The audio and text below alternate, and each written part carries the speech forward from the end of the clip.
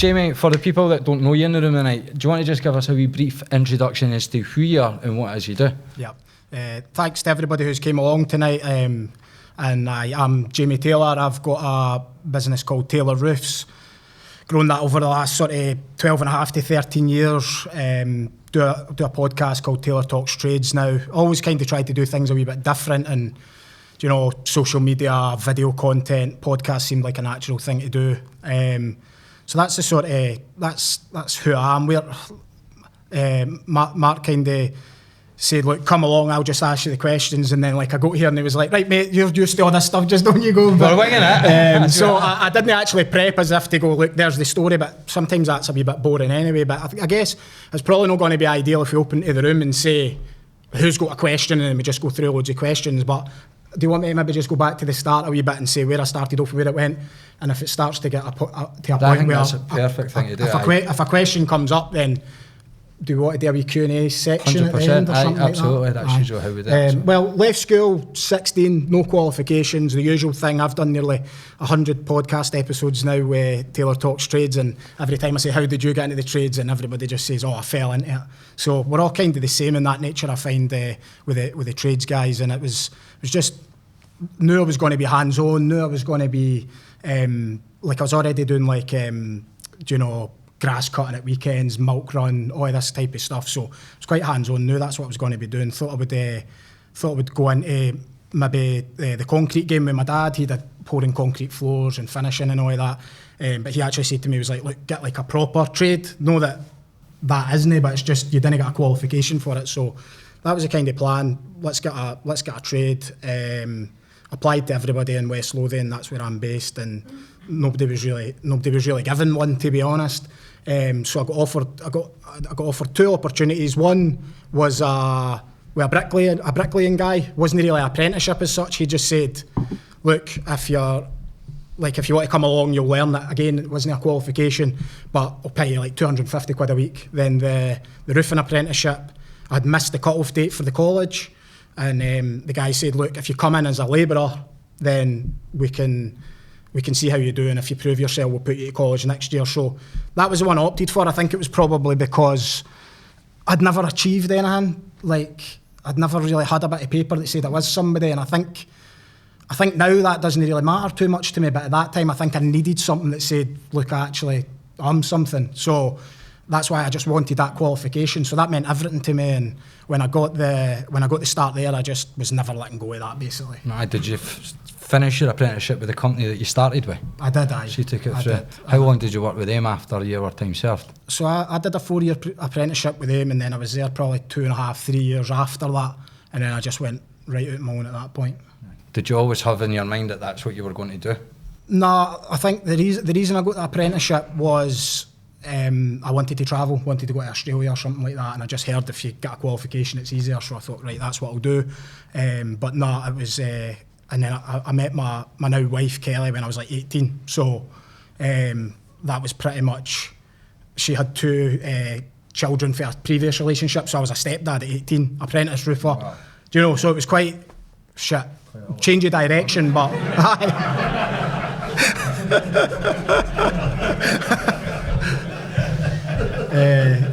it was quite a lot to take on, but I think, and that's something I would maybe touch on is, I don't know what to give it.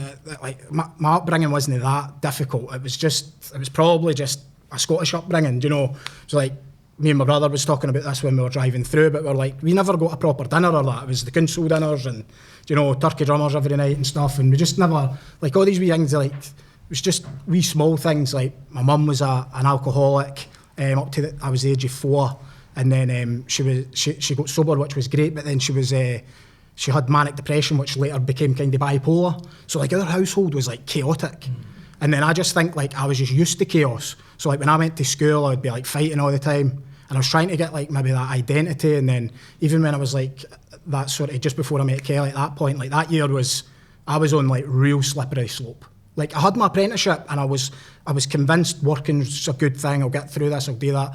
But at the weekends, I was drinking, I was taking Charlie, I was fighting. I ended up that year got stabbed 3 times It was the one night, like, it wasn't just free. It wasn't that many times. That sounds like some night. But no, it was, but it was like, I've been stabbed before. Can we revisit this and just talk about that night? But really, like, the reason I'm saying that is because, like, I was really going off on quite a treacherous path. Aye. So I ended up, I was drinking, I was blacking out. My mum always said to me, she was like, Jamie, you're an alcoholic. And I was like, Mum, I didn't even hardly drink. I only drink at the weekends. And she was like, if you drink at a weekend and you black out, you're an alcoholic. That was just her So it was more perception. So she was like, yeah. And it's probably now, I hardly drink now. And she was probably right. But any time I drank, I just got out of control. And all them things. So, like, I lost my licence for drink driving. So I'd no long since had it. And then, like, I done that. And, like, thankfully it was just, you know, the way that I kind of got caught with that, it was like it was basically in control of a motor vehicle while under the influence of alcohol.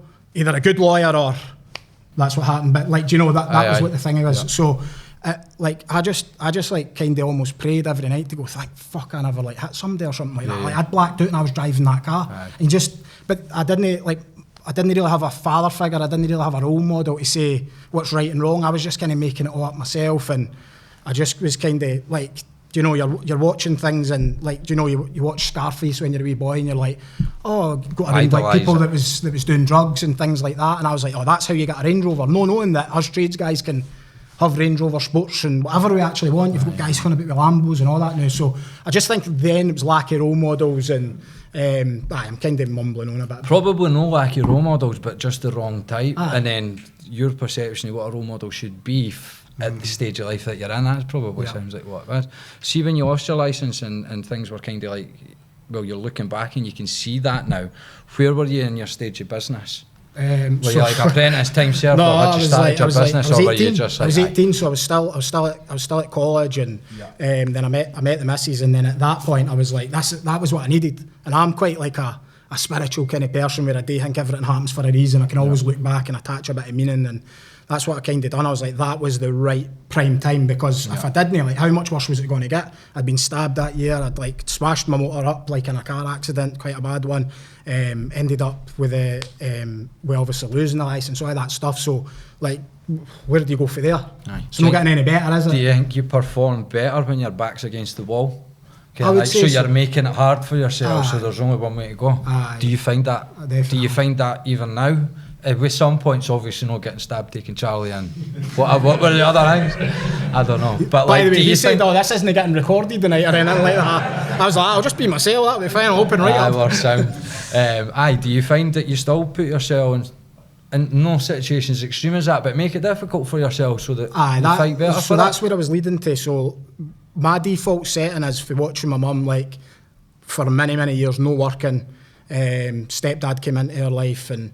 He ended up the same. They didn't work. They were depressed. All I knew and all I could see, like, my dad worked hard, but he was away. Like, he was working away all the time. So separate households at this point. Once my mum and dad divorced and stuff, and I picked up them habits. So see, like, me sat here now, like, anything like this when I come and do a podcast or anything like that, that's so far away from my comfort zone. Like, my default setting is to be depressed. Right.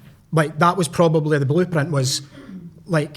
So everything that I've done is actually, I've took the risk to say, I didn't want to be lying in bed tomorrow. So you rewired yourself. I rewired myself. Rewired. Because I didn't want to be lying on that sofa like my mum did, and she couldn't get up. Do you fight against that daily? Like daily habits and stuff, so you can constantly keep on the path that you want to be on?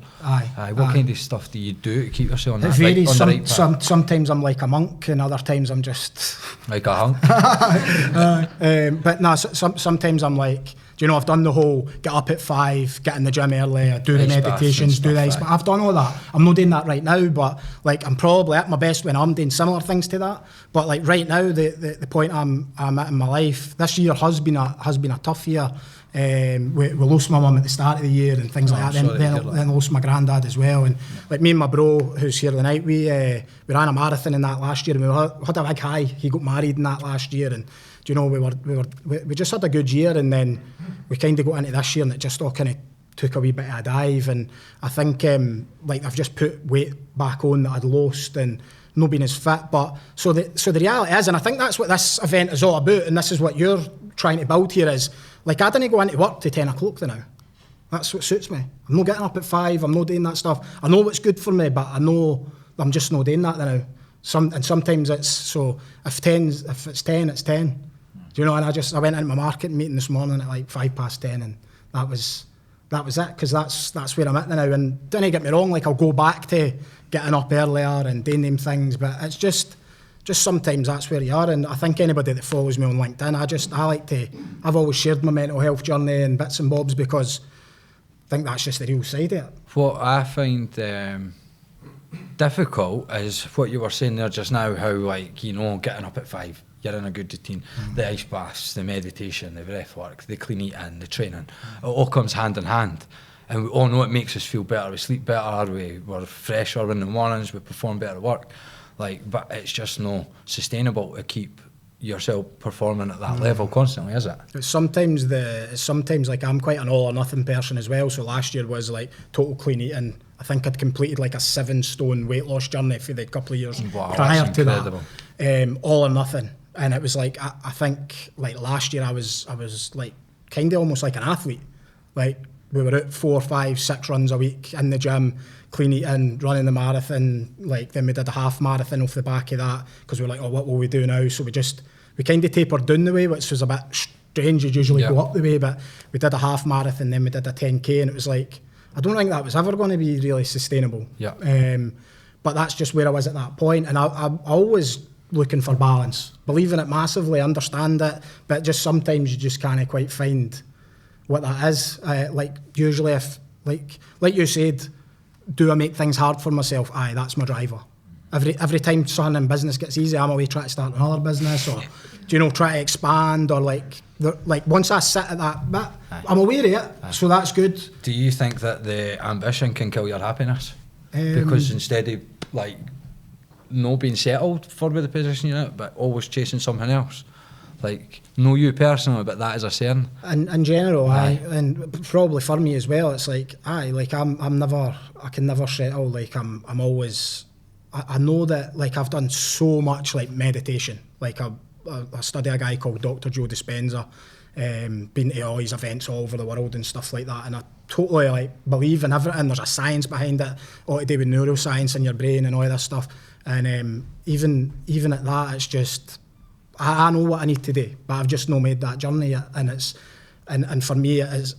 Like, so all those chaotic things, like getting stabbed and all that stuff, and the chaos of like having a mum with bipolar and alcoholism in the early days. Like my earliest memory is like my mum throwing me off the walls because she was an alcoholic, and I was like, most people didn't mind them 1 to 4 ages, but I remember that because it was so vivid, because it was like I feel like my nervous system has been broken from the beginning, and then it's been a constant try to repair that, as well as I still invite the chaos in. Wow. And I could never understand through like school, and then even when I left, like, see, like there was one time I ended up like in this fight again, kind of blacked out, hit this guy with a bottle. I was like 15, and I got took to like the police station like 2 days after it or something, and that was like a bit of a wake up call. My mum had to take me in and that, and the guy was like, "Do you really hate this guy?" It was a guy I went to school with and I'd been fighting with, and I was like, I hate him and that, because you're thinking, he was being a dick at school and all that, and like you're thinking this ego thing's there and all that.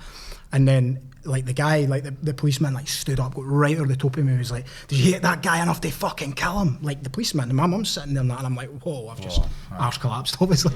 But then it was like, because that's nearly what could have happened, and I was like, phew. And so like I was like trying to get my head around, like, I think of myself as like, I'm a nice person. I like to sort of do better for myself, give back as much as I can into the community, always helping other people. Whenever I've been in football teams or anything, I'm always quite a team player. In business, in work, always a team player, and I just couldn't understand where this misalignment was. So that's probably a lot of the work I've done. Do you know, if I didn't clean that up, I probably wouldn't have been where I am in business now. So reputation's a big thing, because I was starting to see that's what happened. That's happened there. That isn't me. That's probably why I very rarely drink. I'm not totally teetotal, but like, I'll not be saying anything.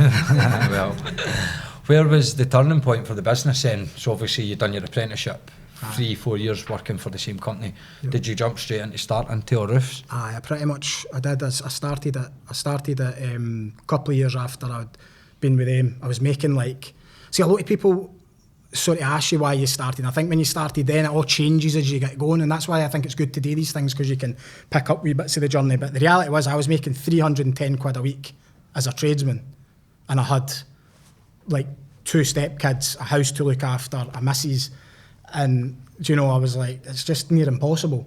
So I'd like to say I took that massive risk, which it probably was, but at that time I was like, I need to days cover 310 quid a week and I'm in a better position. And I just probably had that self-belief. So I know people always think, what would be the lessons, what would be the, it's like believe in yourself enough to take that wee risk and then just find out what you didn't know in between times. But you need to find out fast, and sometimes it's faster than you can actually manage. So like some of my harder times would have been like I took a wee bit too much self-belief and went, like, tried to expand too fast, do things too quick, and then we learnt some raw lessons off of that. I said this to Jamie earlier, I was like, no matter what level we're at in business or your journey, we're all just guessing, but at different levels, and kind of making mistakes and learning from them. Whatever works, doing more. It's quite kind of simple like that. So in terms of like the growth and stuff like that, it was very much me. My wee brother started right from the get-go. I picked him up at school at like Friday afternoon with his lever form. I was like, no, we're doing a shift, mate. So I'd been working that day, and he was just signing his lever form. And he was like, oh, you taking me home? I was like, no, mate, we're just going up a roof. And that was it. And then very quickly I said to him, I says, you need that bit of paper. Because he was the same as me, no qualifications, no real, like, our dad was there, like, our mum and dad was there, but they weren't giving us what we needed to go and succeed in life, is the reality. So we just went, I just want to have a better life. And I was like, I want a better life for my brother. So straight away, I could have took the easy route and just had him labouring with me and taught him that way, and he wouldn't have had to go to college and all of that stuff. But straight away I said, look, you're going to go and get your qualifications. It's important that you do that. And I'm very much like that in my business now as well. Like, I'll get people qualified, I'll do things that means that they could leave us and, maybe go into better things. But I always just think, build people, and ideally they'll stay around you if you treat them well enough. No try to steal Richard Branson's quotes or that, so it was very much straight away. He was going to be gone 2 weeks college time and 2 weeks back every month. So straight away I was like roofing's one of these things. It's like you're not really meant to do it on your own. So I needed somebody else. So it was like I hired somebody really quickly. So there was 3 of us, like, for the first, was that like the first month, Danny? It was right away, pretty much. How many is there now? We'll be sitting, we kind of fluctuate a wee bit. Some of the roofers kind of come and go and stuff here and there, but we're probably sitting at like 40, including me and the missus as well. And it's a big company. 40. And just in terms of like size, like I know you didn't like the turnover thing, you said that, but just to give relevance to it was like we turned over 3.4 million last year. Right, that's good. Well so done. It's, and that's all domestic, private, homeowner work. So it's the journey probably is, you maybe need a title for your podcast, labourer to that is, it's quite a journey. It's like I didn't realise I started as a labourer, but even for then it was like needed to prove myself straight away. And how has it been working with family? Because you've had some family in and out of the business, haven't you? And working with me, is it? Just Daniel in and out. It's been all right. It's been hard. I think the thing that's hard is, like, me and Daniel's got 7 years between us. So I'm kind of there. I'm starting the business and he's starting on that first day, and he's maybe actually thinking, all right, we're business partners, but like I'm running the business and he's working for me at that time. And the dynamic has been difficult at times, but we've got it good now. He knows what his role within the business is. He's trying to grow up through that and what he always like excel and take other parts on. So it works all right. One thing about family is, like, I think there's always trust there. There's always trust there. There's trust. So we trust each other, and that's a big thing, because I've tried all different managers, all different high-flying people that say they can do this, that and the next thing, and they come in and they tell lies.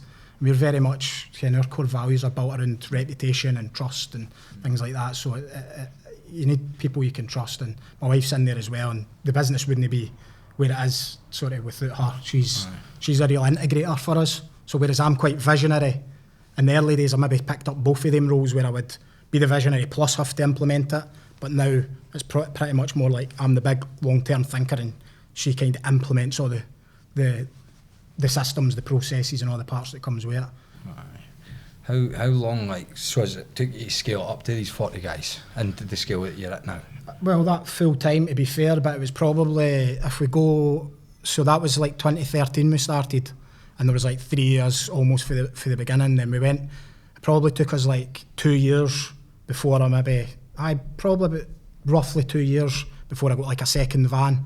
So at that point, I was like the guy who came on and worked with us. I made sure, like, he had to get his driving licence, so sorted that out. Built a bit of confidence with him and my brother. The trust was there. That guy was my mate, and I knew I could leave them on a job and go away, and I could go and price jobs and do stuff like that. And then, so like, I took on another apprentice, got a van, and then we kind of had like 2 teams. So we'd like still do some jobs and stuff like that.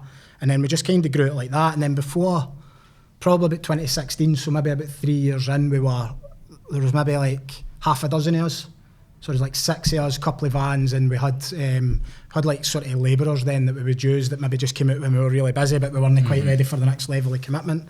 And it was probably around about 2016, that's when the turn, it probably started to really scale. I would say at that point we never really had a business as such. It was just that self-employed sort of, I was still like a one-man band kind of thing, but even though I had these guys with me, and then I realised that actually, I started going to networking events.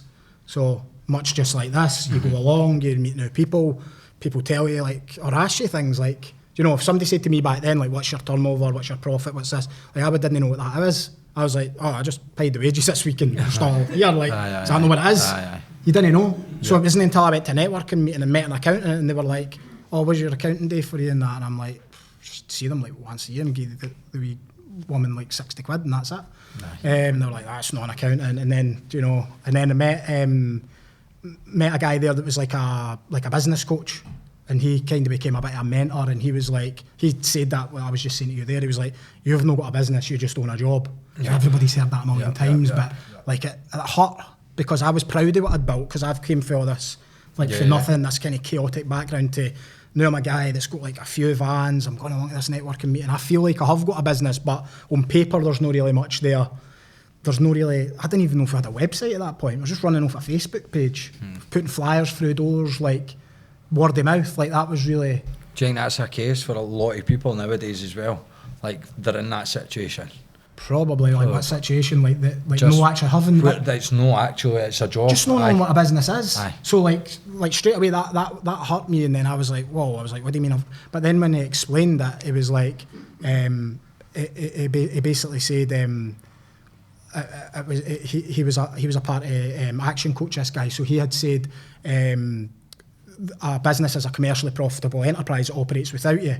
And then at that point, like that was a light bulb in my mind, and I was like, wait, now that's like, now I actually know what a path is, because up until that point I'd been winging everything. Like, you know, before I was thinking like, what do you do to actually earn more money? Like looking at like the options that was out there, and all I could see was like people that were like gangsters and stuff like that. I didn't know any successful businessman until I got into this kind of environment.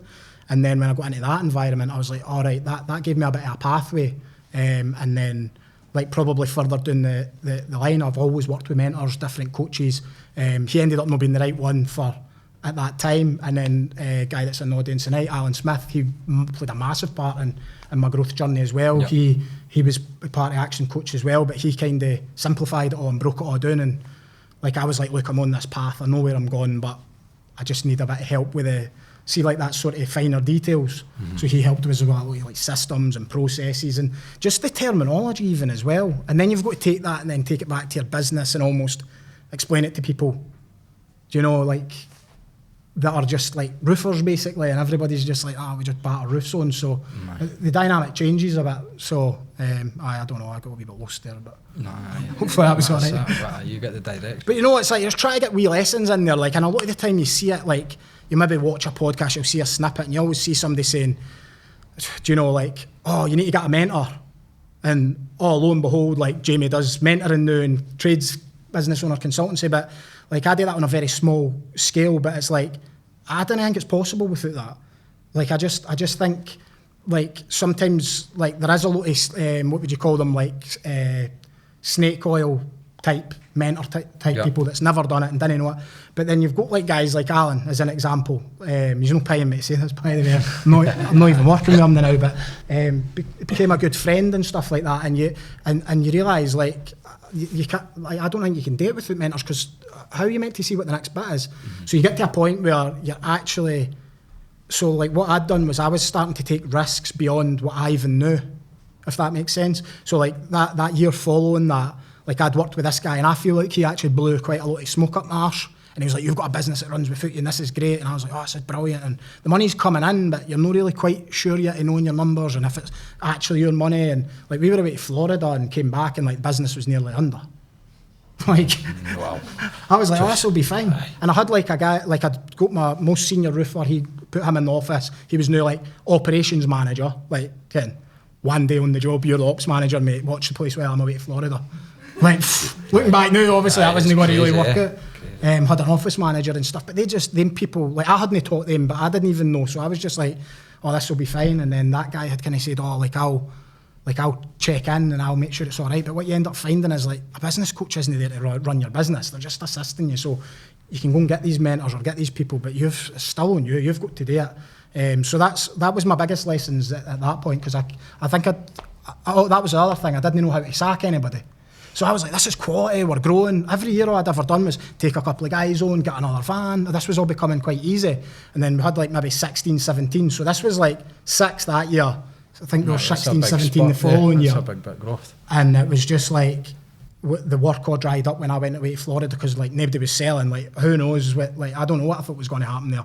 I just thought like work will just kind of come in, like sent quotes all year, like and like now I realise that you've got to set sales targets. You need to know like if, you know, you've got to bring in a certain amount for the amount of people that you've got. So all my lessons were learned, not just with mentors, because the mentors would say here, like guys like Alan, or I've had other mentors as well, they'll show you and they'll say, here's like a wee framework that explains it simply, but there's just no substitute for experience.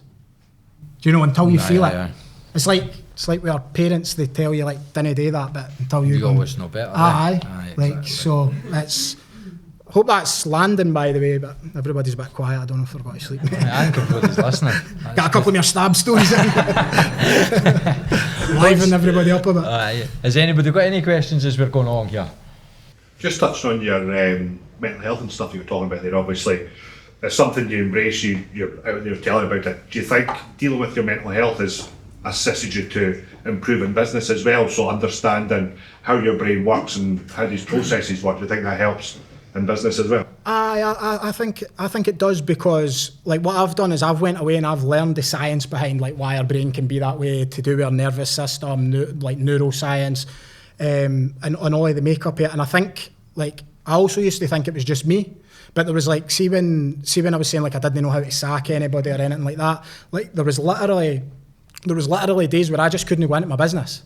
I just couldn't go in, couldn't face it. And I knew I didn't have the right team around me, and I actually felt to a point that they were against me. And it was because that was people like I'd kind of grew up with and knew like my success was starting to move. And they were almost like unconsciously trying to chop me back down and be like, no, we're not want to grow, we're not want to do this. And it was almost like they were trying to make us fail from the inside out. And I just got to a point where I was like, this thing, it had grown out of control. It's happened a couple of times, if I'm honest, but it had grown out of control and I actually couldn't deal with that. But what I've always been good at, and that's what I said, like my default setting is to be a depressed guy. That's who I am at my core, unfortunately, and I fight it every day. But it's that's my default setting. So what I do is I then make sure that if I'm like, I've now got the opportunity to lie in my bed depressed, and that business will run without me.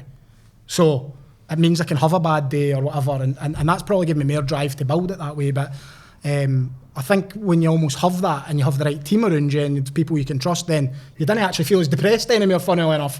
Do you know? So I would say it goes hand in hand. I don't know if that answers your question enough. But yeah, no, it's just, again, from someone who's similar. It's understanding how your brain works, understanding what your triggers are, and making sure that you have those processes in place. So when you do have your bad day, how do you fix it? And I think that transfers a lot into business as well. It's because anything could go wrong, as you say, fuck off to Florida for 2 weeks and come back and, oh shit, I'm not got business anymore.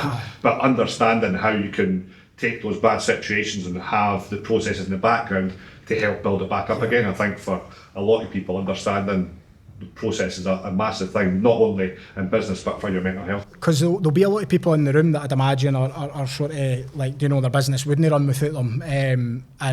And when I used to hear it, I was like, that's a lot of shite. You didn't believe it's ever possible for you. But like, there's two things to remember. Like, your business running without you and your business growing without you is two different levels. And the level I'm at now is that we've got a management team in place. The day-to-day runs. Like, we went away, and this is probably a bit of a success story in my eyes, that we went away for 12 days to Cyprus there, and we hardly had to do anything, check in with the team. And like, my brother's there. We've got another 2 on the leadership team, and like, the sales still come in, the work gets complete. You know, it probably didn't grow when we were away, but that's the next level. So it's now then, like, so now what I'm doing is I could probably grow it faster at times and be more involved, but now I'm less involved and trying to grow it at a sustainable, like, that's what my team can do. And anytime like the team can't handle something, I'm like, that's just the level we're at. Like, I could get in and fix it, but it's only fixed for that one short period there, and then it's so like, I've just, like, we say no to so many opportunities, things that is maybe an opportunity I could run, but my team isn't, like, the systems and processes haven't been built for them to run it. So I'm like, no, we'll just say no to that. And we've niched right into the sort of private homeowner market. What marketing strategies and that have worked for you then? What kind of strategies to get your sales through the door? What's worked for you best? Or what have you used? What's not I think it's been twofold, but I think a big thing has been reputation right from the beginning. So like, if you start off trying to have that great word of mouth, and like, I remember at the early days, like I would do a job knowing I'm not making any money on this job. Like, I'll pay the boys wages, I'll probably get 320 quid better than the 310 I had 2 weeks before when I was employed. But I knew I had my scaffold banner up on the street, I'd get an hour 3 or 4 out of that. So like, I wasn't making money in the beginning, and it was just, I was so headstrong on building like reviews, and that might come for that deep-rooted feeling of not being good enough, because I was like, I'd went for, right, I've got a roofing qualification now, I've got a paper, I'm something, so this is, if anybody asks me if I'm really a roofer, I can say I am. Sure. But then when I had the business, it's like, Facebook page, maybe the granny's left a review or something, but, you know, there's nothing on it. So straight away I was just like, why would they trust me? And I was, you know, part of that's probably like no having the self-belief, but another part of that is like, why would they? So you've got to think about that, like, how does your business look to the outside world? Like, at that point I was staying in like a really deprived area, and like, I'm from Armadale in West Lothian. It's a street called Mayfield Drive, and basically when I was at school, like, you got told you were a Mayfield way, and if you stayed there, it was a proper, like, no place you would want to be kind of thing. And we ended up there, so just before actually, even though I'm backtracking a bit, just before I started up with the business, we had like a private let, and so I was paying the rent to this letting agent, and they weren't paying it, so the house became repossessed. And at that point, it was like 595 quid a month, this private let. And then because we'd been in there, they'd been taking quite a low, like, it should have been more than that, I think. And then they hadn't been paying the mortgage, so it became repossessed. So like, we were actually homeless, and I'd already decided, like, I'm going to start this business. So I'd used all my money getting like vans, ladders, different things. My dad actually helped me out with the van. He was like, I'll get you your first van and get you on the road. And as soon as I done that, he was like, you're paying me back though. And it was like, which you expect, but I thought like, oh, this is dead, this is fine. Like, he's going to get the van, and then like, I just wasted a nice thing. But like, I paid him back, which is great now, because I would never like to look back and think, like, I got a leg up. I like it the way I've done it. But essentially, I had a choice to make. Like, when we moved into that, it was 63 Mayfield Drive in Armadale, like, across the roads, like, big drug dealer, down the other end, like, murders and stuff like that. Like, it's not like that bad, but it's just like, that's the kind of things that was going on. Like, I remember, like, that's when I did have the vision. I had a vision where I was like, I know we'll not be here for long. And it was just, there was just that bit where I was like, I need to get out of here. But I knew I had to kind of almost, I knew like, then, like, there was even people around about me that was maybe like, started buying their first house and stuff like that. And I never got my first house till I was like, I don't know, it was just before COVID.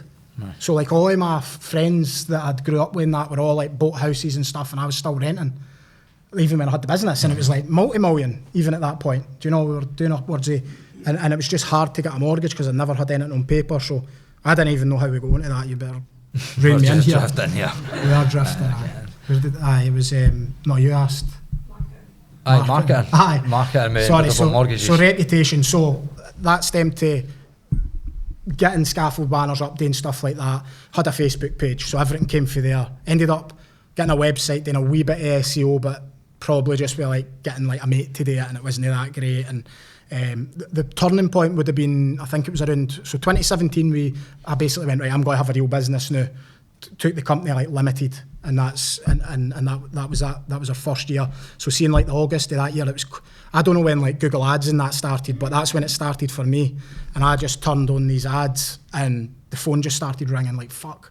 And I was just like, I was listening to like sales audiobooks and different things, and I was thinking, right, I built the sales process there, the one that I probably still believe in a bit, like I still believe in the day, we're not as good at it as what I was then, because it was a real desperation. But it was basically, that phone rang, we answered it immediately, like no like phone it back in an hour, 2 hours, no, if I can't answer that within 15 minutes, then I need a member of staff to answer that phone, or I'm not good enough. So it was like everything became about system, like a consistent service. So we'd answer quick, right, Jamie can come out to you, I was still doing the sales at that time, Jamie can come out to you within 2 days, blah, blah, blah. So I'd go out within 2 days, I'd get them the quote back within 2 days, and I'd start following up. So many trades guys just didn't follow up. But I had built such a rapport. Also, there was desperation. Like, I had 16 guys I was trying to keep busy. Like, I wasn't really showing them that, and I'm not like, I was never a pushy sales guy. It was just very much, I better get good at this. You went and got the work. Had to be. So it was like, so Google Ads was a big one, SEO. I don't think any of these things are as strong as they used to be. I think now that's where the brands pulled us through quite a bit, because it's become so competitive across the board. But we've done a bit of everything. So what about STV? Aye, STV to me, it's a brand awareness tool again. But like, I'm willing to no go an extra holiday to build the brand. Like, that's it. Are you willing to do that, or do you want more for yourself? Or like, do you know, I build it in such a way where I'm like, every year I believe so much, like I did at the start, we would lose money and I would still put into these causes, like I would support the local football teams and different stuff. We still do all of that. Do on a bigger scale maybe now, we're like, so like Livingston Football Club, because that's our local one. So we sponsor the football clubs, we've got signs on roundabouts, the vans are obviously all branded uniforms, website, SEO, like we do everything. So I'm like, we track and measure it all as well, but I think marketing is it's just such a hard thing to actually understand, right, isn't it? I think you need to be doing it all, or not just a wee bit of everything. And that's what we do. And even like me, my brother, like we'll go on YouTube and say, look, here's what we'll do for your roof, and we'd started the podcast, and we do all these things because it's like, you've got to set yourself apart. I think if you're not going to put your face to the brand, then why would anybody trust it? It's back to that thing, like when I had 0 reviews online or that, like why would they trust you? You've got to think, why would they trust you? And then just show that they can trust you. What's next for Taylor Roofs? UK-wide expansion. UK-wide? Wow. Just to get a wee bit more chaotic. And how long, and what kind of time frame? 3 months. Next week? That's always been the vision. And the reason being was just like kind of in the earlier days with the mentor stuff and things like that, it was always, let's kind of set like a BHAG, like a big, hairy, audacious goal that you'll never maybe get to. And it was all about 10x in the business as well. So if I go back to those kind of earlier years where, before we were even formed as Limited, I think that year before it was like, we maybe done like, say, 300 grand of turnover. And like, that accountant wasn't even saying to me like, oh, by the way, you need to be VAT registered or whatever. So like, that's when I had to make that change. Mm-hmm. But for then, I've 10x the business now. So I did have that, how do we 10x this? And do you know what, like, I've hit that kind of 3 million, and albeit we need to sustain that and keep that. But now I'm kind of just 10x in that and saying, right, what would 30 million look like? And for us, we've probably got to a ceiling where there's only so many people for West Lothian you can hire. Not everybody's going to travel in like and back, so like we'll have to have branches, Edinburgh, Glasgow, Stirling. How would you do that? Would you franchise or? Nah, no franchise. We'll acquisitions is the strategy we're looking at now. So we're speaking actively to other roofing businesses to say, look, do you want to get on board with this? Do you want to be like UK wide with us? Yeah. And it's all new for me. Like, I'm learning this as I go, so we've not done any acquisitions yet. So very much like all that stuff at the beginning was all thing. But them big goals, that vision, that's the stuff that'll make sure I get out of bed and not just go, oh, I'll just lie in the day. Just lie in. You were talking about 10x. Was that? Have you done much work with the Grant Cardone? Just reading his books and his audios, and he was over in I don't know if anybody's seen it, but he was over in Scotland in 2018. Yeah. So that was a big moment. Did you go and see him? Aye. Where did you see him a bit? It was SEC. have you seen his programme, the one who gets dropped off in a wee place and sells mattresses and builds up that business? What's it called? I don't know, Secret Billionaire. Secret Billionaire. Aye. But we things like that, and I think, like, I don't know if, I'd imagine, like, people that's getting a wee bit out of their comfort zone or coming along to a networking event, you've probably been into personal development, but when I first started listening to that stuff, he's like, 10x man, like pure American, and you're like, holy shit, like you've just got to adapt that to Scottish. Like you're not going to be like, I didn't just start rocking up to the door and be like, yo man, we're going to do this roof today, mate. Like, do you know, you're like, what's my version of that? You know, it's like, so you've got to kind of tweak some of the words, and you've got to kind of be like some of the stuff, like I and that, because I got, like, there was a point that like, you'll mind of these days, Alan, like when there was that pressure on me that I had to hit, do you know, like you're going to need 60 grand of sales that week, you're going to need that the next game week, like you're running out of work. And I was just having to go out and just like do it. So I would be reading like Grant Cardone's Closer Survival Guide. And he's like, right, when they say like, nah, we can't do this, you're just to say to them, let's just do it anyway. So I'm just like I'm sitting there, husband and wife's there, and I'm trying to build rapport, and they're like, nah, like I don't think we're going to do this year. And I'm like, why don't we just do it anyway? I tried it, and they were like, they looked at each other like, why don't we just...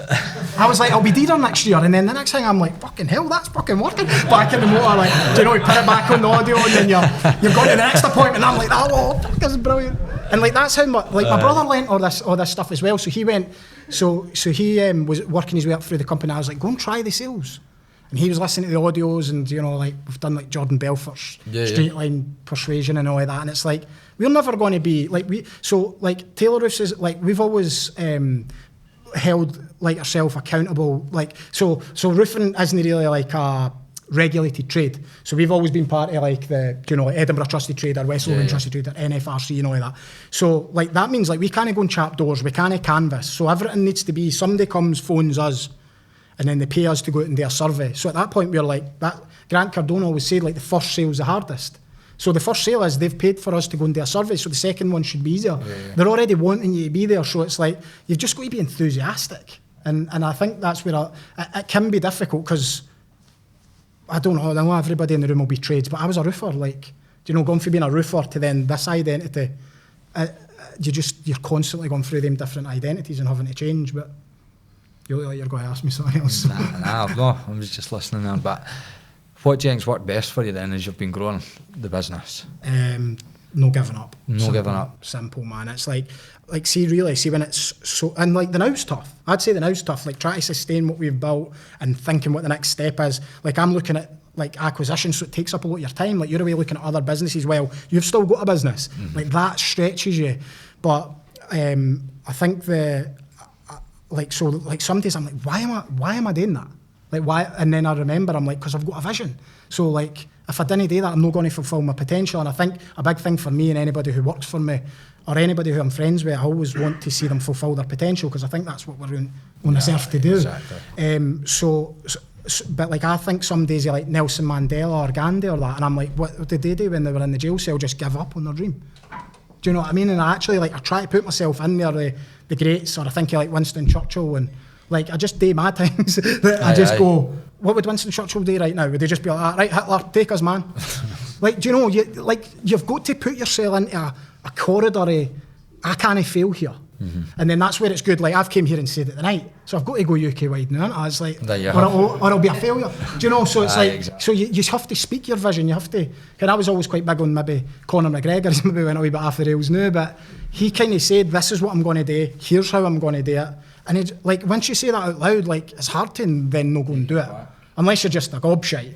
But somebody's got a question. You know, with you growing, and obviously the stories are brilliant and growing, was it hard to sort of give up a bit of control? Because you just said something about you went on holiday for 2 weeks, hardly did anything. I bet when you first started, or the first couple of years, that never happened. You might have been on holiday again, your laptop, your phone, you were like, was it hard to get to that point where you could go on holiday and think, my company's being looked after, blah, blah? Yeah, almost impossible, yeah. And do you still do it, even though you went on holiday this time and you said you did very little? It's easier to look at the landscape now, so like I look at the business like in quite an analytical way, so I've got like reports upon reports, and like all our finances are all up to date, so I can say like there's the day we'll run out of cash, there's the day we'll run out of work. It's all there, and the team's working. Like, so what I've done with the team is I've built the team sustainably, whereas like in 2017, like when I went, there was no backup plan for me not being there for that period of time. So I'm basically like an added extra to my business now. Like if I'm there, it goes better, faster, quicker. But if I'm not there, it still organically runs. But the biggest let go that I ever had to do was like the sales. So we've got roofing surveyors now who go out and do that. They still didn't even, like, they didn't really believe in sales. They didn't think it's sales. They're just like, no, we're going out doing a roof survey and estimate. And we've never had like salesmen as such. So it's difficult trying to teach them the Grant Cardone stuff and that, and they've been used to roofs and things. But that was the hardest part, because now and this was a big thing. So me and Daniel and our leadership team, we did a vision building day on Saturday there. And we were doing a company scorecard, and we basically put down all the key numbers and who's in charge of that number. And the only number I was in charge of was getting leads into the business. So that's my only number, because we've not got a head of marketing at the moment. We've got a media team in there that works with us, but we've not got a head of marketing. So like all those other numbers, like the works complete number, that's Daniel's number. So he needs to make sure every week the guys get through a certain amount of work to make sure we'll be profitable. So like that was quite daunting, because I looked at it and I went, like, I need to be the guy who's good enough to make them good enough to make sure they hit their numbers and make them have to want it enough. And that's when you go and work on the things you're good at. Like I'm sure Daniel would say it. Like you're probably more excited now that we've got a UK-wide vision, and because I'd never really shared that with the team too well. So now I'm starting to talk about it. I'm saying this is our next area where we'll have a new branch, and that changes the dynamic of the company, because then the company can then go, oh well, I maybe can't get Daniel's contracts manager job, but I can get it over there at another branch. So like it opens up different channels for everybody. Just growth is always probably good for everybody in some way. But see, on that, Mike, can I ask, how would you measure your overall success? You seem like you're quite harsh on yourself, so how do you measure it? And probably a two-pronged one, are you proud of yourself? He's stole my question. Take your job. You just stole my question. I think like when I was coming here tonight, I said I would be open and honest, and I think the reality is like, nah, I just didn't feel like I've done enough, and I'm not. You see yourself successful? I have done well, mate. I know, but if it was somebody else, I probably would say I struggle. How do you measure it yourself when you get up in the morning? Did you go, what's a metric that you should use? Is it numbers, or is it a spreadsheet, or is it? Nah, I think it. See what it is. I think it's just progress. So see if we're moving forward, I'm fine. See, as soon as like I can see the company's stagnated, or I'm stagnated even, then I've always got to be working towards a goal, and I've always just got to be progressing. So for me, the impossible thing that I've done is said I want to fulfil my potential, and it was Alan again that he did a graph where he drew like a column, and he said humans only ever go through, they only get above 10% of their potential. So like once you know that, and once you've set on that, like even where I'm at now, I'm like, oh, that's only 10% of what could be possible for me. So that's something I'm working on, if I'm honest. I need to probably get a bit more. Your brother's perception be different to yours? Ask him. Would your perception be different than the success of the company than your brother's would be? I think it's quite hard. As in for him, yeah, to be successful. I think where we came from in our childhood, we're definitely successful. But for us, that's not enough. Yeah. We always want more. So I think that's where it comes from. We've got it built in us that we just want to get to the next thing. Then see if we get UK way, we'll want something more. Europe. Global. He'll be taking on Grant. And like that's not healthy, but it's worked. Do you know what I mean? And I couldn't say it's healthy because I've had like mental breakdowns at times. I've had everything. Like I've been suicidal. Like I couldn't actually tell you. Like when I talk about putting yourself under pressure, there was nights I just used to go and like go out a drive, and I'd be like, I knew I could never kill myself because I've got kids and that. And the thing is, my life is great, but there was times I was like, I've fucked this time. I just can't get out of this. Like I'm not gonna like, and you didn't know that. See, to be honest, you could lose your company, and it's not the end of the world, but it feels like it if you're getting close. So it was like, there was times where I was just like, I know I can't kill myself. So even at that, I was like, I've no out. And I just used to literally be like, what if a lorry just smashed me? Like genuinely, I know that's sad, but it was like, I was like, if that happens, like nobody's got to blame me. They'll just be like, he went out and like a lot, and that's where it was getting to. And I think I've done a lot of work on that. Whereas now, like, so the day I went to get a wee haircut and a shave for coming here, and I passed one of our sites, and the boys were all jumping in the van. It was 3:30, and they're meant to finish at 4. And I was just like, I voice noted Daniel, but I was like, I didn't really. It's just not that big a deal. That everything, every wee tiny detail used to be control. And now I'm just like, I can only control what I can control. I'm always dead open and honest. People always know what my vision is, where I'm trying to go. So like, I always think like, see if something fails here, I've gave it my best shot. But I think there is like that proud part that you speak about. I think it's hard. Like, this is probably why it's good sharing it a wee bit here tonight, because like, I don't think anybody knows what my start was and knows that default setting is actually, like, everybody just thinks because I do podcasts and stuff that I love all that stuff. Every time I do a podcast episode, I'm shitting it. Like, I came here the night and like Mark's like, I'll get all sorted, and he's like, right, what you doing then? Because he probably thinks I'm the expert. I'm 100 episodes in, and like, you know, so we're thrown a wee bit, but you just got to be yourself, eh? You just got to, it is what it is. It's like, I know, I appreciate the question, because that's good. That's not done, right? That's just a round of applause. All right. So, has anybody else got any questions? So, what you mentioned the scorecard, and you're like, that's the track of your business. What are the kind of metrics that you track on that scorecard? So, leads into the business, and then how many of them leads convert into like a survey, because we charge for our surveys. So, say we got like 70 leads in, it might only be like 60 of them that actually says, aye, willing to book in for a survey. The other ones might go, oh, that's a bit strange, I'll just get somebody who does it for free, and they go away. So like, but it's a filter for us where, because the marketing's so strong and there's that many calls, we can't just go out and see everybody. The other things would be, so we work off like a labour only metric. So although we measure sales coming into the business, we'll measure like what the actual labour element of that is. And by that I mean, it's probably like the gross profit number, but it's like, it's effectively like, say I went and got a job and brought it in, and it was $100,000 job. If that's like 70 grand scaffold, then, and only 30 grand like for the guys to do it, then I didn't really like that big 70 grand that deflates things. So I just like to know almost like how many men days are we selling each week, how many men have we got, and then that kind of then tallies up. So it's leads in, leads converted, sales in, labour only, labour complete. So that's my brother's number. Like, so the sales guys will bring in X, and he'll need to complete X, and then that's, we'll measure like reviews coming in each week, so we know that like good customer care, things like that. I don't know if you want me to keep going on. Yeah, keep going. He's done you. We'll take the next question. There's more things. Josh. How do you Cash at bank, that was it. Cash at bank. How do you grow and nurture the culture within the business? You're obviously very passionate and engaged with all the different things that go into your personal development, but how do you kind of root the team in that same direction, or get that same cohesion, especially if you're saying like the guys are clocking off half an hour early? That might be alright because they've actually started early and achieved more than they needed to. Like, what is the culture of the business, and how do you grow them?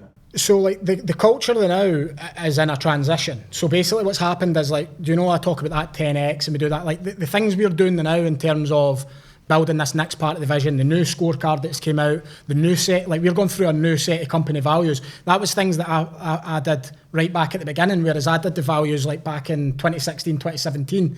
So they're changing, it's evolving, it's a different company. So the things that we will do, and this will only be ready till October this year, so we'll have a team away day in October where we'll come to like a setting like this, and me and my brother and other key people in the business will stand at the front and say, guys, this is the vision, this is where we're going.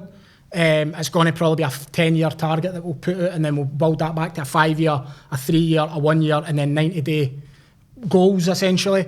So we'll show them that, and we'll say, this is what it means to you, and this is how you can affect it.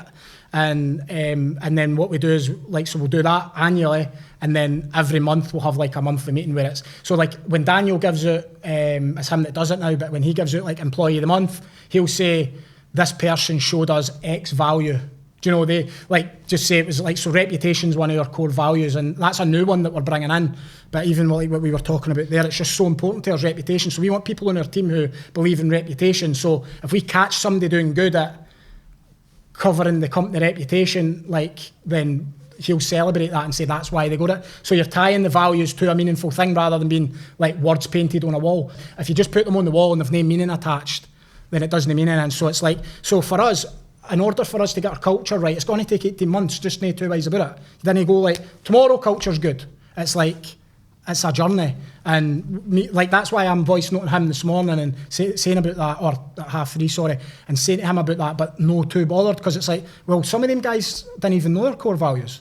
Because the new ones, we're in limbo land, we moved to a new premises, we've not got them on the wall yet, so what we'll do is, we'll set the vision, we'll explain that to the team, we'll give the new core values, they'll play a part in actually building those values as well, and the meaning behind them, like what does this mean to each of you, and see if they want to add any new ones in and stuff like that. And we'll put them through the process, but then we'll have like plaques in the back of the van, so when they open the back door, like they see the company value and what the desired behaviour is and what what the below expectation would be and that value. So you've just got to, there's no like shortcut to that. It's, you've got to live and breathe the values. And I probably have been guilty of being like really like good on myself, like personal development and really driven and all of this stuff, but then no getting it fed back through the organisation. So that's probably part of the journey now. Hopefully that answers it. Do you want to touch on some of your core values? Aye, just so, right quickly. No. Aye, so really the original ones were hard work, trust, growth, giving back. That was the main core four, and how we got to that was we took the people that was in the business at that point and said, what's great about them? And we went, well, they're all hard working. And then it was like, right, that's great. And then we went, we trust them all. And this is easy when you're small. So we kind of, when there was maybe like 10 of us, everybody's got the core values, because a rotten apple just sticks out like a sore thumb. Yeah.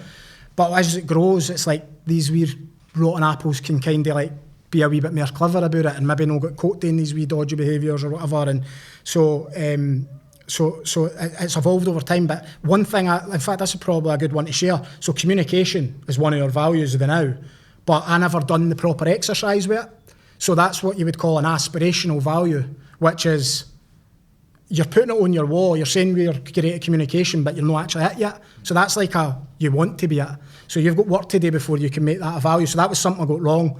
And then we just added ones that we thought would have been good for certain things. So we were like quality and safety. And that's where we got to this whole identity, but where I was like, that's not what I built this on. So the ones that we came up with on Saturday were things like reputation, like growth orientated, quality, communication was there again, and then that's when we called it out and we went, do you know what, our communication's quite shit, because we scored the leadership team on how they met that value, and we were all a wee bit haphazard with our communication. So that's where now we know the job is to get the vision, make sure it's communicated properly, and everybody shares it and everybody knows it. And that answer it? Aye, it does. Aye. And does that mean that when you're hiring, then you've got some kind of metric? Aye. So when Daniel does most of the hiring now, especially on the roofing side, like he'll sit and he'll be like, is this person hard working? Are they trustworthy? Like, do they believe in quality? Like, would they care about our reputation? Which is difficult if it's somebody you don't know, because on a CV, aye, they're all. But then you build questions to say, like, what would you do in this scenario, or what would you do with that? So,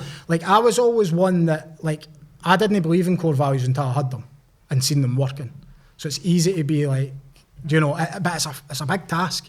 Yeah. It's never done. And even like we've got a massive skill shortage on at the moment. So like we probably have hired people and we know they're not got the values, but yeah, that's us taking a shot to say we can get them to be there on that value. But there's certain ones where you're just like, so we've got a rule where we maybe say if they can meet like 3 of the values and be no bad at 2 of them, we'll maybe work with them. We'll try and get them up on the other things. Or even if somebody's in the business now and we're saying, right, they're scoring high on these 3, aye, but they're dropping on these 2. If they can't get them up... Is that you being nice to try and give people an opportunity, though? We're all about that, right, mate. okay. Like we see like the wee guys that grew up in the streets that we grew up in and that, they just get apprenticeships and stuff, and we're like, look, just take the chance I had. Like, this is what you can do with it. And not all of them take it, but we do try really hard on that. But it does catch us out, but if giving back's one of the values, so you're not going to go to all the perfect people, you've got to find the wee roughs and the diamond in the rough. So you say Daniel does the hiring, have you learnt to fire yet? No, that this is a good thing, but have you? No, because you says one thing I can't do is fire. Aye, that was back then. Like, so you're right the now. following year, I went on I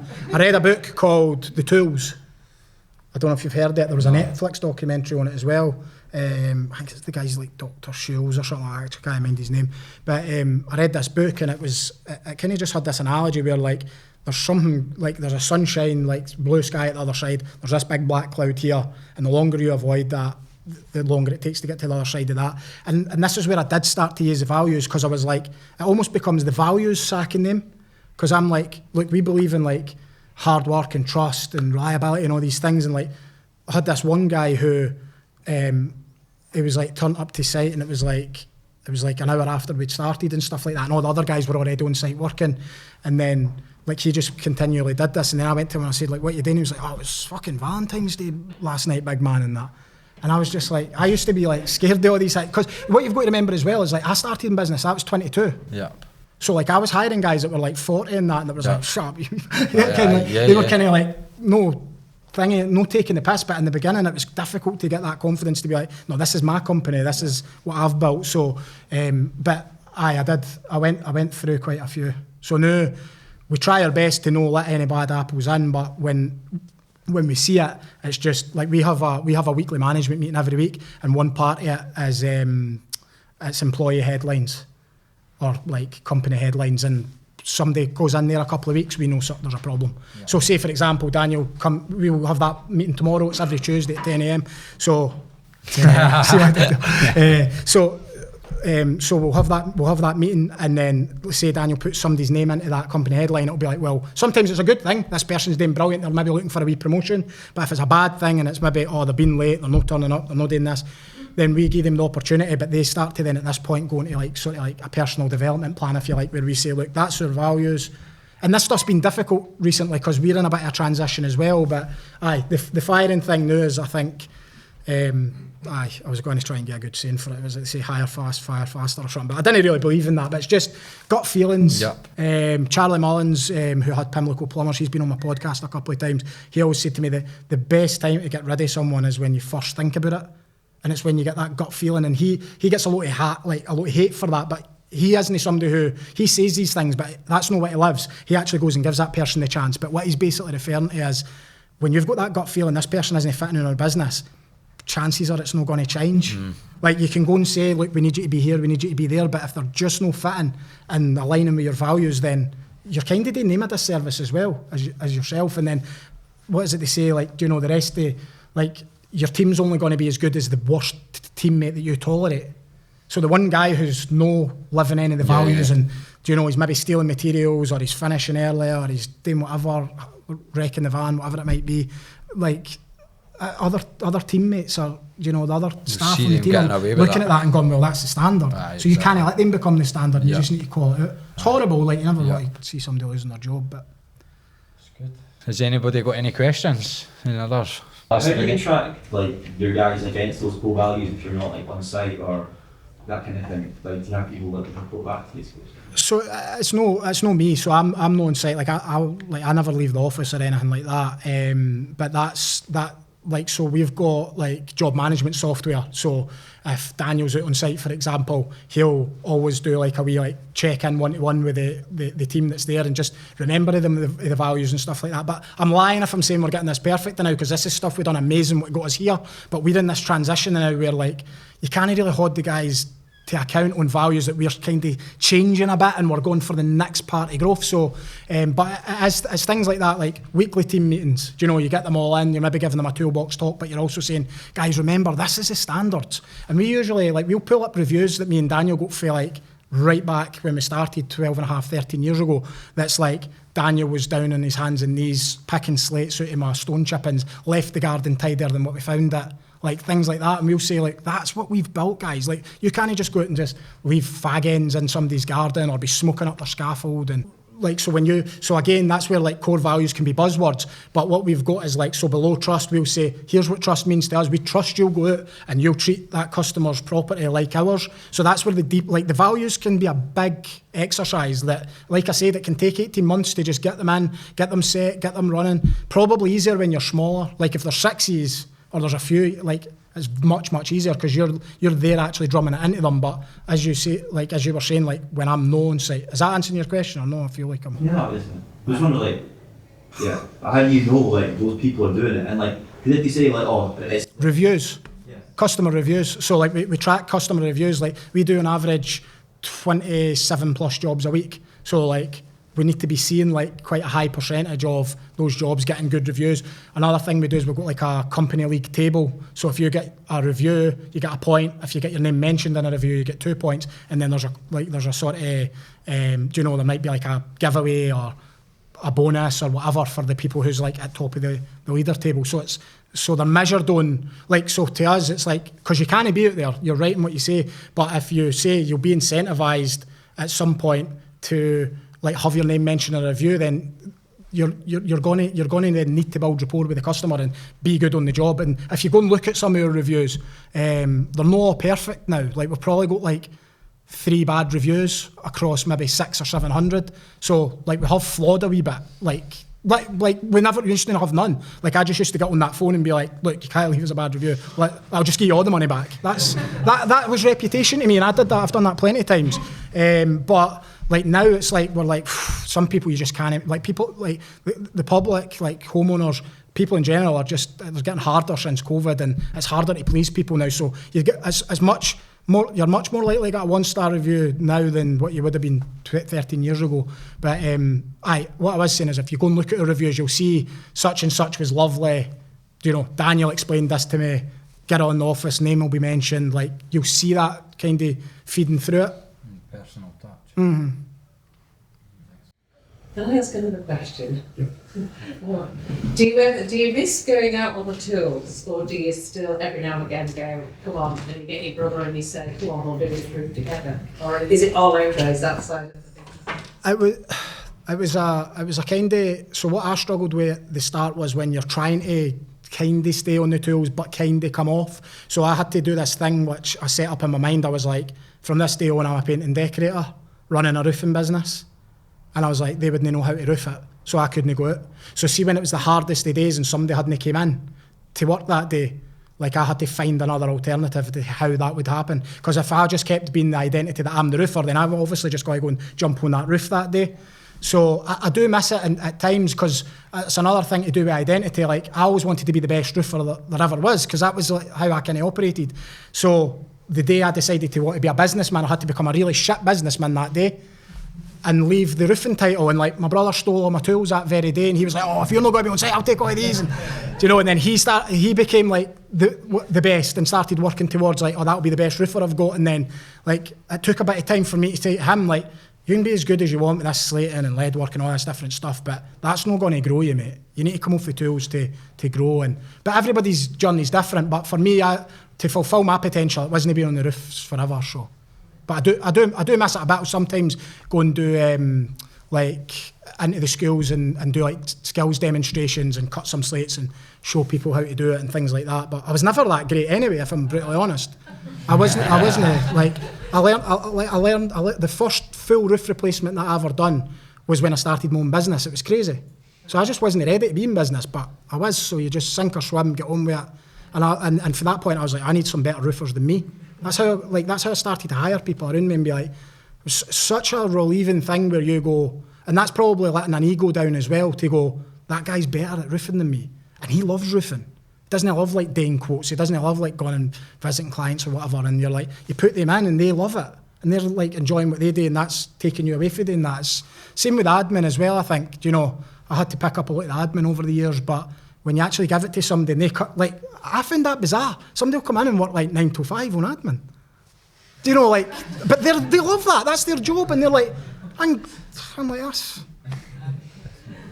Like, they would probably look at me on the roofing side, but it's, you've just got to have your mind open to all potentials, I think. What was the catalyst to you making that decision to go off the tools, then start being like the businessman instead of being on the tools? Was it because you had a mentor, or was it, what was it? I think understanding what business was, and I think when that, like, I was starting to pick up that having a business, like, is like owning a job is being on the tools. And even when I was like doing all the estimates and the quoting and all of that side, like, that's still kind of owning a job.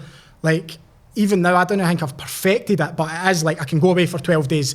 Everything in that business will happen. Like, leads will come in, sales will be made, jobs will be completed, reviews will come in, all of that stuff. So it was, what was your question again? It was, what was the reason, what made you make that decision to go off the tools? Was it because of, So first part was like understanding that what I was doing wasn't the only thing that could be done.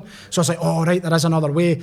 And then the second part was probably just the fact that the sheer pressure of trying to be on the tools, then go and visit like homeowners like after work, and then, you know, you had young kids as well. So you're then realising you're actually working 24/7. So there probably wasn't really another way, but I only had the eyes open, and like when I actually read the book called The E-Myth. I don't know if anybody's read it, but like that was quite a catalyst where I was just like, oh, that's how a business runs. Perfect. So just wee things like that, just picking up like something that, oh, there's another way.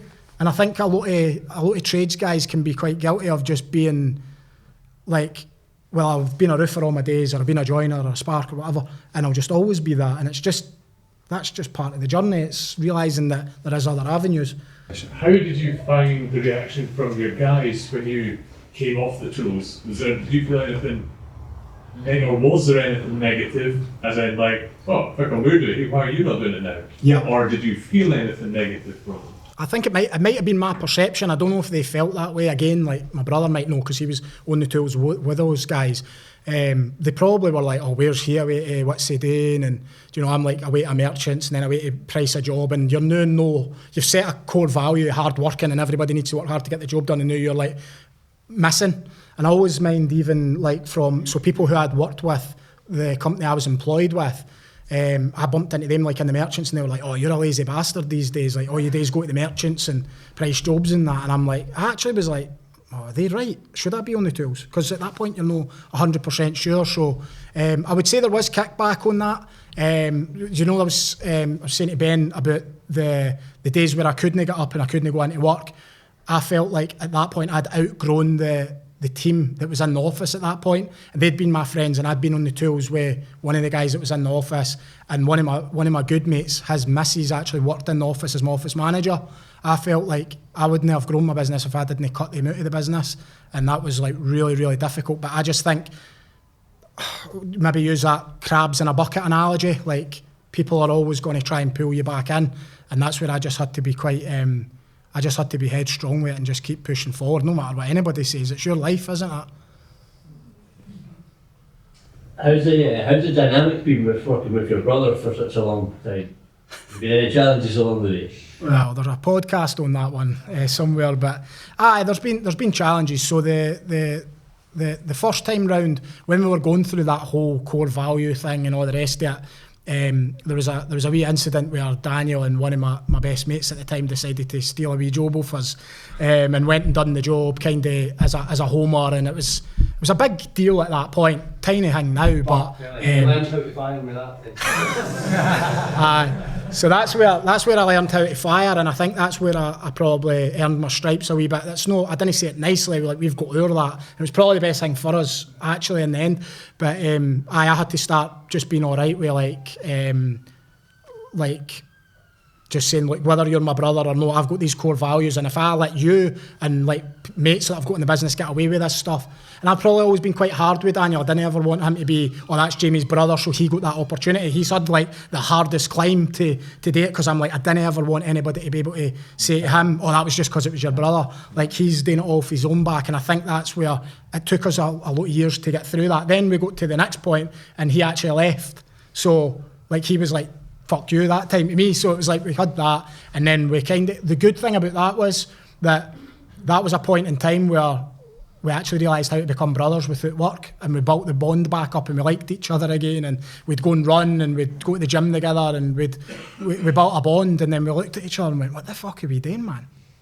22-year-old and 16-year-old started in that one van, and we're just going to go, that's how the story ends, that we didn't work together.